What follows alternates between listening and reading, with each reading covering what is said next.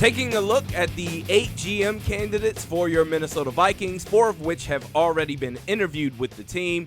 Another 2 will be interviewed later today. The remaining 2 will be interviewed on Thursday.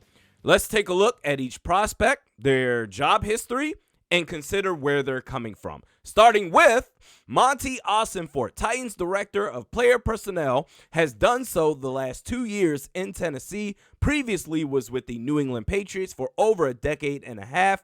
With the highest ranking title of Director of College Scouting, he also had a brief stint in Houston. The bulk of his career was with the Patriots. He was part of 5 Super Bowl winning teams with that organization.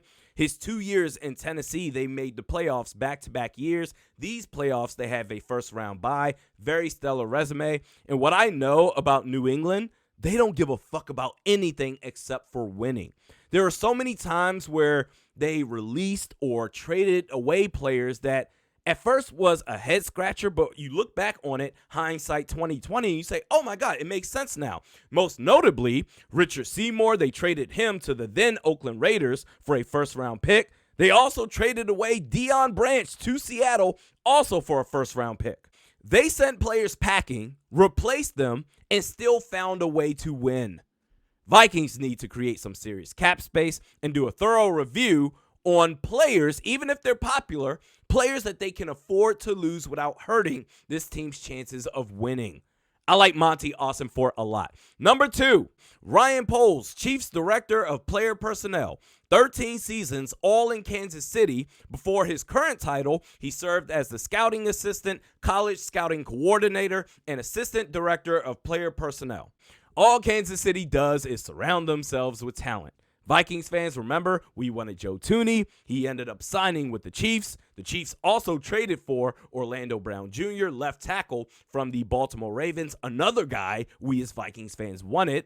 Creed Humphrey may be the best center in the National Football League. Kansas City knows how to put together an offensive line, something the Vikings have desperately needed since affliction shirts were a thing. Thumbs up for me for Ryan Poles. Number 3, John Spytek, Buccaneers VP of Player Personnel. 18 years in a front office role between the Browns, Broncos, Eagles, Lions, and now Bucks. Besides his current role, he has experience in college and pro scouting. What I will say about the guy, Donovan McNabb in Philly, 3 playoff appearances, 1 conference championship game appearance in the 5 years that Spytek was there. Peyton Manning in Denver, 3 straight playoff berths, 2 Super Bowl appearances, 1 title, and now Tom Brady with the Buccaneers, 1 title, and to be continued for the rest of this postseason. I believe that John Spytek knows what it takes to set up his quarterback for success. Number 4, Elliott Wolf, Patriots front office consultant. Before his current role, he worked in Green Bay from 2004 to 2017 in player personnel. He achieved the highest ranking title of Director of Football Operations from 2016 to 17. And in Cleveland, he was the assistant GM from 2018 to 19. Son of longtime Packers GM Ron Wolf, Elliott never worked for his father, who retired in 2001, 3 years before Elliott started working for the Packers. But you can't tell me that this dude wasn't blessed with his first job through nepotism from a distance. His time in Cleveland, the Browns were awful, and now he's the front office consultant for the Patriots, who are trying to figure this shit out post-Tom Brady. I don't think Elliott Wolf is ready for this job. Number 5, Glenn Cook, Browns VP of Player Personnel. He's been in the NFL since 2011 with Indy, Green Bay, and now Cleveland. And before his current role, he has experience in pro scouting. He's been with the Browns from their low days to their turnaround in 2020 when they made the postseason for the first time in 18 years. It's respectable, but honestly, not quite enough for me to get excited. Number 6, Kwesi Adofo-Mensah, Browns VP of Football Operations. 9 years in the league, 3 years in San Francisco as Director of Football Research and Development, and he served his current role with the Cleveland Browns the last 2 years. He's an analytics guy, which I don't really know how to feel about that, but between San Francisco and Cleveland, while he was there have been some notable draft picks that the teams have made. Nick Bosa, George Kittle, Deebo Samuel, Jedrick Wills Jr. I'll put adofo-mensah in the intriguing category.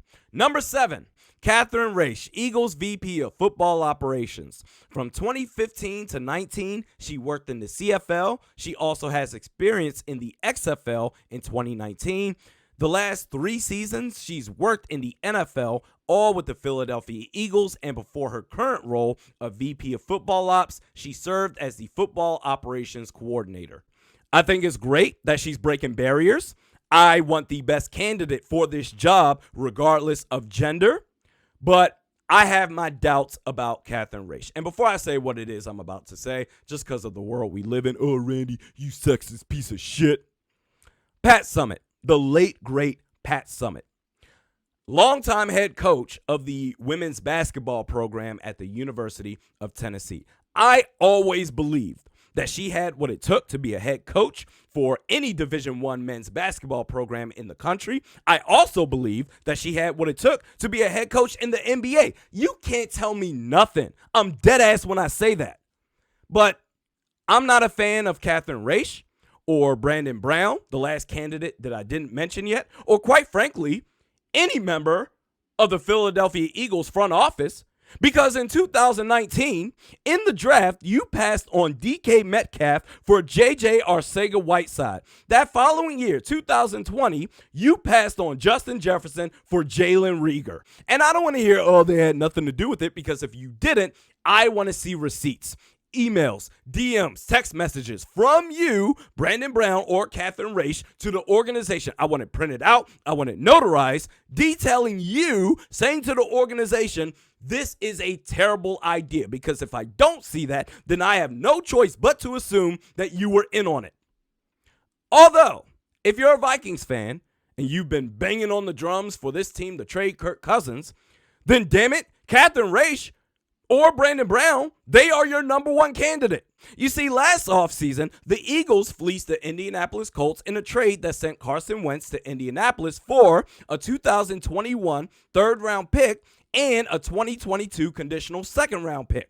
Well, Carson Wentz, he played 75% of his snaps this 2021 season. So that conditional second-round pick is now Indy's first-round pick. Not only do I believe that Raish or Brown can make a Kirk Cousins trade happen, but ironically enough, they come from the organization that set the market for it. Because Kirk Cousins, after the Carson Wentz trade, Kirk Cousins is at least worth a first-round pick outright. No conditional, no nothing. But the way the Eagles have gone about their drafts, I just can't get down with it. So, my current rankings out of the 8 candidates for the Vikings GM job: Monty Austinfort, John Spytek, Ryan Poles, Kwesi Adofo-Mensah, Catherine Raish / Brandon Brown, Glenn Cook, and Elliott Wolf. Let me know your thoughts in the comments section below. Back at it again tomorrow. We'll see you then.